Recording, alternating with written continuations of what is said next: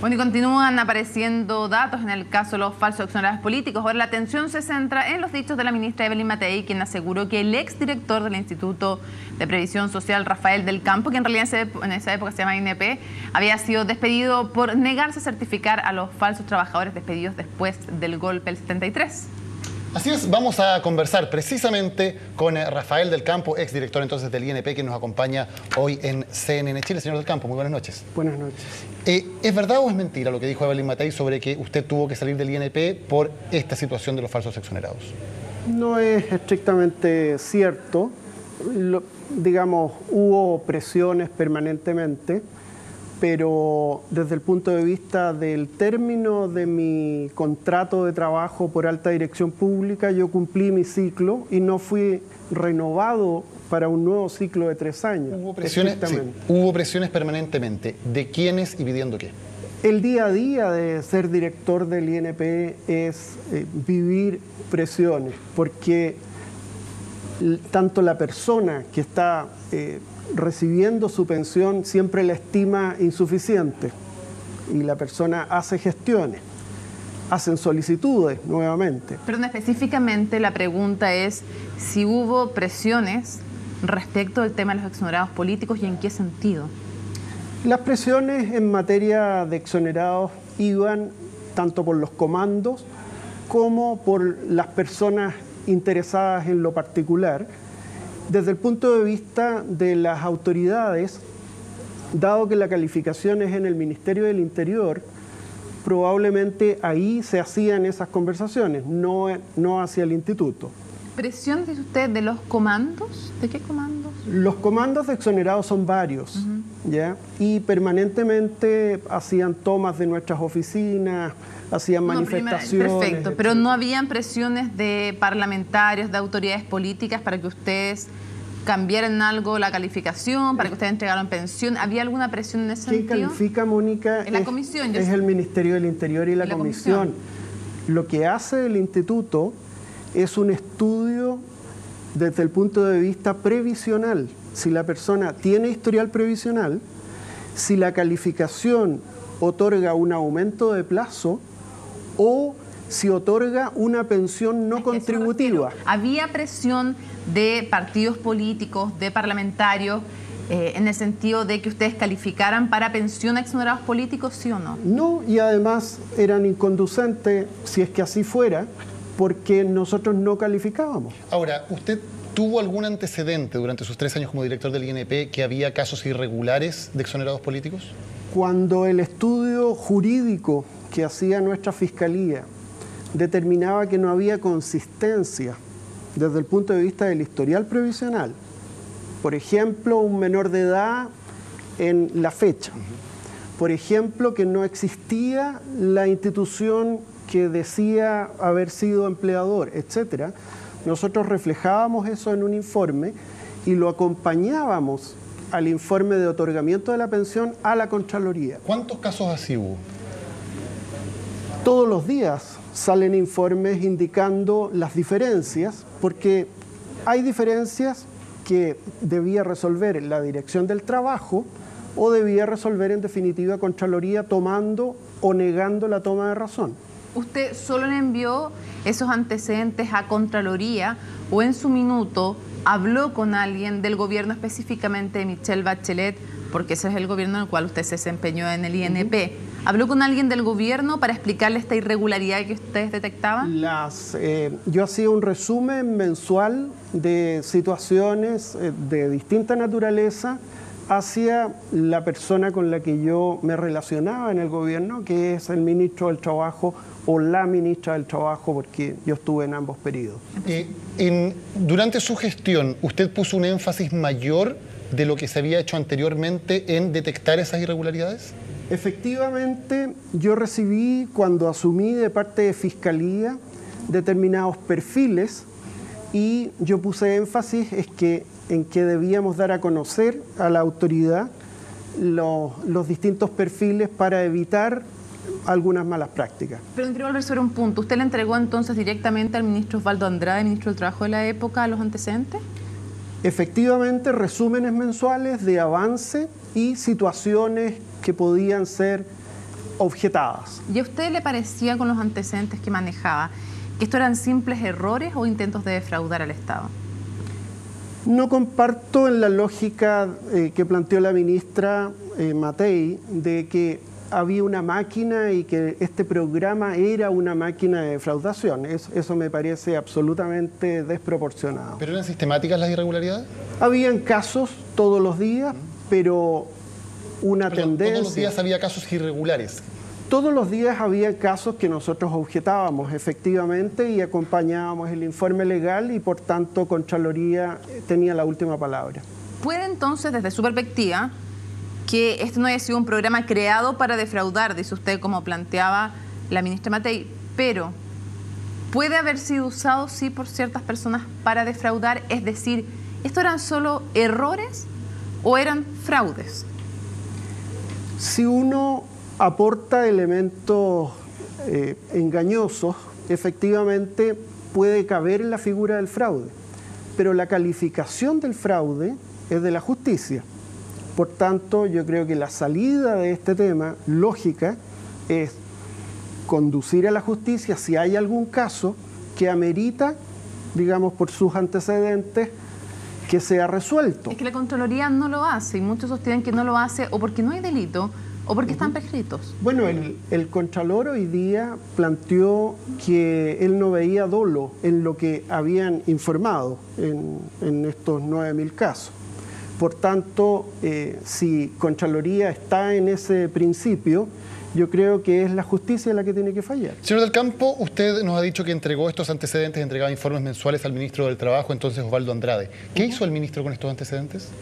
Bueno, entiendo que él estudiaba los antecedentes y analizaban desde el punto de vista de tendencias o desde el punto de vista de si había que plantear alguna observación legal adicional, etcétera. ¿Pero a usted le llegaba alguna instrucción de vuelta en términos de cómo actuar? No, porque la dirección del instituto es autónoma y yo, por alta dirección pública, ejercí mi autonomía. Cuando estos casos eran inconsistentes y así lo detectaban ustedes, Sí. ¿no se les pagaba la pensión? La resolución es de la comisión, está suscrito por el ministerio, por la subsecretaría, y por tanto, una vez que Contraloría tomaba razón, es mandatario para el instituto pagar la pensión. Si lo que quiero entender es si esa toma de razón de la Contraloría se producía antes o después de que ustedes detectaban estas inconsistencias. Se producía después, obviamente, Después. porque Y a la veces, carpeta pesar, llega perdón, a Contraloría. okay. Y a veces, o muchas veces, o dígame usted cuántas veces, a pesar de que ustedes detectaban inconsistencias, ¿Contraloría lo aprobaba? Permanentemente, porque todos los días nos llegaban las resoluciones de vuelta, páguese pensión a Juanito. Y, perdón, era en la gran mayoría de los casos en que ustedes le decían a la Contraloría que aquí hay estas inconsistencias y de todas formas les llegaba la instrucción de pagar. Así es, y de hecho, no solo nosotros hacíamos resúmenes de estas situaciones que, a nuestro parecer, desde el punto de vista de las leyes previsionales eran inconsistentes, no solo hacíamos resúmenes hacia la autoridad del Ministerio del Trabajo, sino que también hacia la propia Contraloría. ¿Y la Contraloría, usted alguna vez le planteó al Contralor por qué, si ustedes hacían ver estas inconsistencias, de todas formas les daba la instrucción de pagar? ¿Se conversó alguna vez? ¿Qué explicación le dieron? Sí, no solo se conversó, también desde el punto de vista legal nosotros discutíamos los argumentos de Contraloría, pero llegado el punto de la toma de razón, es mandatario. Expliquemos un poquito más cuáles eran los argumentos, reiteremos y expliquemos un poco más en profundidad, cuáles eran los argumentos que los llevaban ustedes a decir, este señor no merece una pensión. Nosotros no determinábamos quién merece o no merece. Lo que determinábamos es si había consistencia entre el historial previsional. Okay. Es que eso es muy importante. Okay, yo entiendo que es la comisión la que califica, pero... Sí. Cuando usted decía hay una inconsistencia en el historial previsional, sí, explíquelo en simple qué es lo que estaba diciendo respecto de ese postulante a ser calificado como exonerado político y por ende tener una pensión. Por ejemplo, la persona nunca estuvo inscrita en su vida en una ex caja y nosotros otorgábamos pensiones de ex cajas de previsión. ¿ya? El Servicio de Seguro Social, Caja de Empleados Particulares, Ferrocarriles, etc. ¿Ya? Si nunca estuvo inscrita, no existía historial previsional en el instituto. Se le otorgaba una pensión no contributiva. Como es una pensión de derecho, es una pensión casi de gracia, la obligación es pagar. ¿Ya? Entonces el historial previsional se inhibe. Perdón, le pregunto, se ha dicho que en muchos casos no había cómo determinar el historial de pagos previsionales. ¿Eso es cierto o no? Es cierto que, y le voy a poner un caso bien concreto, que durante el gobierno militar los bonos de reconocimiento de la historia previsional de las personas se construyeron de una manera muy rápida y para establecer el mínimo de deuda pública respecto a las pensiones futuras. Eso es un hecho histórico. Por tanto, el instituto año a año reliquida todos los bonos de reconocimiento para las personas que se están pensionando, tanto en AFP, por el historial, digamos, que tuvo en las ex cajas, como en estos casos de exoneración, donde se complementaba el tiempo a considerar. Ok, pero se lo dejo para dejarlo perfectamente claro.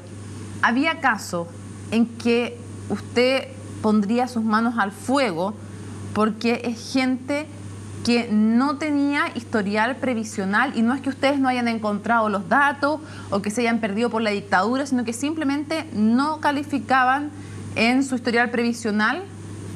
Es bastante claro el caso, porque tú sabes que el año 80, cuando surge la ley de AFP, nadie más podía inscribirse en el INP, ¿ya? Si una persona a la altura del año 80 tenía 13 años, era muy difícil de que tuviera alguna historia. ¿Y hay casos así? Entiendo que hay casos así. Y evidentemente para ustedes la lógica es que si esa persona no tenía historial previsional, esa persona no había trabajado, por lo tanto no podía ser un exonerado. ¿Esa es la lógica? Esa lógica es bastante consistente, digamos. ¿Y cómo se entiende que, si usted dice que esa lógica es bastante consistente, el entonces ministro del Trabajo y actual diputado Osvaldo Andrade le haya dado curso a una... No está en el rol del ministro dar curso a nada. O no haya aprendido una alarma, una alerta. Ni tampoco eso, porque es la comisión quien califica en el Ministerio del Interior, no en el Ministerio del Trabajo. Pero usted decía que le entregaba los antecedentes al ministro del Trabajo. Pero a nivel resumido. A nivel resumido, pero... Resumido y en una lógica de decir, por ejemplo, ¿cuán consistente puede ser? Era más bien una pregunta. ¿Cuán consistente puede ser que un determinado movimiento o un determinado partido haya tenido X cantidad de funcionarios? Por eso, pero esas alertas las tenía el entonces ministro del Trabajo. Por supuesto, Ya, pero él, en ese nivel. Está bien, pero él no hizo, al parecer, nada con eso.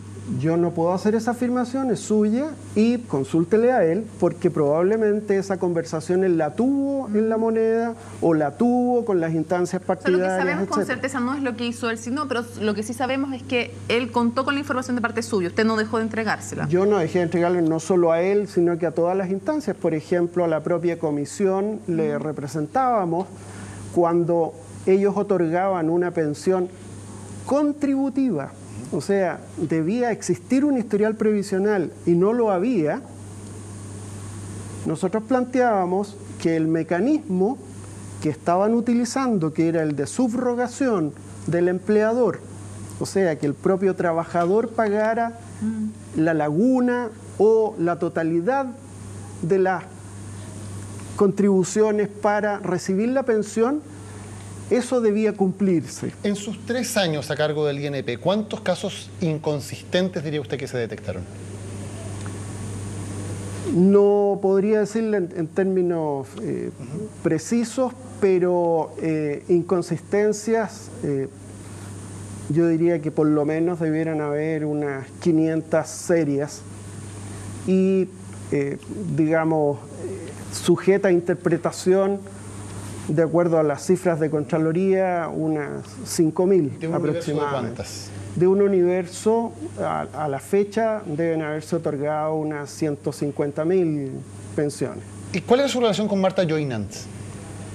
Ella era la encargada de la oficina y yo era el director del INP. Digamos. ¿Ella alguna vez lo presionó o tuvo alguna actitud impropia? Me llamó la atención esa opinión de la ministra. ¿No tiene nada que reprocharle usted a Marta Joinant? Nosotros tuvimos reuniones formales en las que hay apuntes, de hecho las pueden pedir por transparencia, digamos. Yo acostumbro en todas mis reuniones a sacar un acta y tener apuntes de los dichos y de los hechos que se plantean. Y además nosotros contestábamos formalmente los informes de la comisión. Y usted ha dicho que su salida no tuvo que ver con el tema de los relacionados políticos, sino que usted vincula a la licitación que se hizo. Usted dice que había una licitación al Banco Estado de 16.000 millones de pesos y que finalmente quien vino votó esa licitación y se asignó por 30.000 millones, o sea, más caro, a la Caja Compensación Los Héroes, esto para pagar las pensiones. Sí, lo hicieron en dos etapas. En una primera etapa ampliaron el mismo contrato. ¿Quién vino después de usted? La directora Lavive Yuma, perfecto, que fue nombrada por la ministra Serrano, primero como alguien, digamos, transitorio, y luego postuló por alta dirección y la ratificaron. Ella votó la licitación que ella, aprobada. lo que más nos llamó la atención que a la semana de haber asumido, con, entendemos, muy poco conocimiento del cargo, fue a Contraloría y retiró de la toma de razón el contrato ya suscrito entre el gerente general de Banco Estado y yo.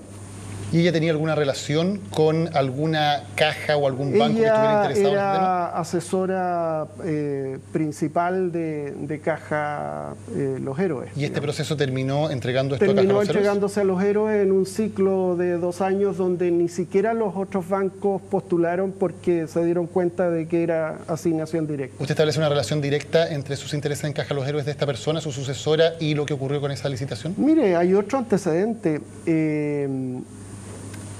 Con el apoyo del IPS, siendo ella directora, endeudaron a 165.000 pensionados básicos solidarios. Yo creo que es bastante más vergonzoso esa situación. ¿A qué se refiere con que los endeudaron? Los endeudaron en el sentido de que cuando iban a pagarse de sus pensiones, lo hacían pasar a un escritorio y firmar un crédito a 50% de interés al año, y quedaban pringados por 4 años, 165.000 personas. Usted dijo fue designada además por Claudia Serrano, sí, quien siguió en el cargo. ¿Alguna vez usted hizo pública frente a las autoridades del gobierno de la época el tema de la licitación? Absolutamente, no solo a las autoridades. ¿A quiénes le dijo usted esto? Primero a las autoridades del propio gobierno, en ese entonces terminando el gobierno de la presidenta Bachelet. Tanto es así que el subsecretario Mario Sandón, por este mismo motivo, renunció. Ay, ¿con quiénes habló usted? Con el subsecretario, con la ministra Serrano, que era la línea directa con el gobierno. Presenté el antecedente directamente a don Ramiro Mendoza en 2 oportunidades. Presenté el antecedente al presidente del Consejo de Defensa del Estado, el señor Mackenzie, en esa época. Presenté a la Fiscalía Centro Norte, que es la Fiscalía Administrativa, donde los antecedentes fueron archivados como una declaración de un testigo. Okay. Rafael del Campo, muchas gracias por haber conversado con nosotros en CNN Chile. Hacemos una pausa y ya estamos de regreso en Resumen.